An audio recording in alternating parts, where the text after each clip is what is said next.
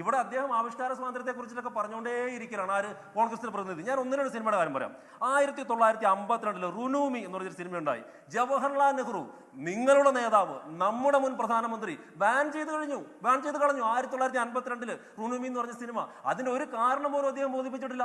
അവസാനം അതിന്റെ സംവിധായകൻ അദ്ദേഹത്തിന്റെ സ്ഥലവും വസ്തുവകൾ കൊണ്ട് ജപ്തി മേടിച്ച് പോകേണ്ടി വന്നു.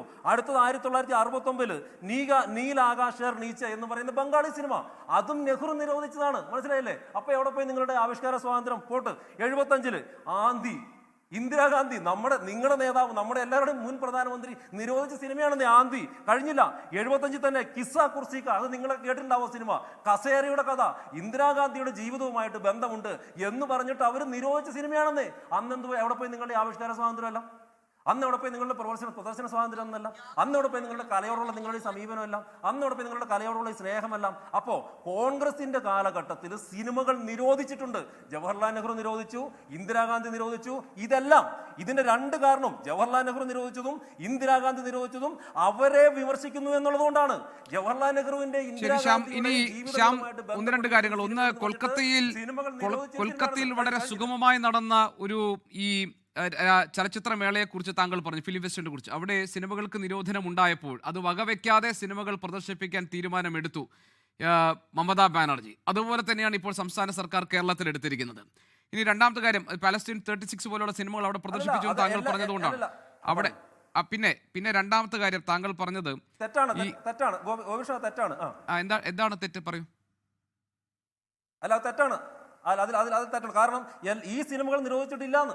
ഈ സിനിമകളല്ല മറ്റ് സിനിമകൾ നിരോധിച്ച സാഹചര്യത്തിൽ അവരെ വിലക്കിയ സമയത്ത് അതിൽ തീരുമാനമെടുത്ത്. ഇനി പാലസ്തീൻ 36ന്റെ കാര്യം താങ്കൾ പറഞ്ഞല്ലോ. പാലസ്തീൻ 36 ഇവിടെ ഉദ്ഘാടന ചിത്രമായി കാണിച്ചു. അതിനുശേഷം മന്ത്രാലയത്തിന്റെ ഒരു ഇമെയിൽ സന്ദേശം കിട്ടുന്നു, ഇനി അത് പ്രദർശിപ്പിക്കരുത് എന്ന്. എന്താ കാരണം?